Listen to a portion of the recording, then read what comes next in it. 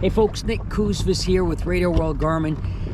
You know, we did videos in the past about side imaging and all that, but what I want to talk today about very specifically is when I'm trying to get detail. Now, I'm not looking at a super wide range.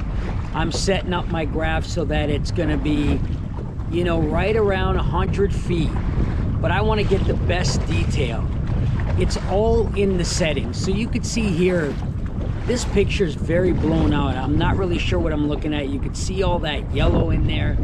Everything is washed out. So what I like to do first is I go into my brightness. Now my brightness is set up right now on auto, but I'm gonna bring that down so that it's fairly dark, right about there. Okay, so now if you look at the picture, you can see I'm starting to see a little bit better detail. The brighter, the higher parts of that weed, this is weed I'm in right now, it's starting to pop a little bit more. Gives me a better understanding of what I'm looking at rather than being washed out. And then what I do is the next step I go to is I'll go into my contrast, and I'll get that contrast so that it's just, see, if I bring it all the way down, you kind of lose it. I want to get it so that all the tops, anything hard bottom is popping, and that's right about, now everybody's a little different, but I like that right there. So you could see all the tops of the weeds now, a little bit brighter. If I get into some hard bottom, if there's a rock pile or something, that's gonna pop for me a lot easier.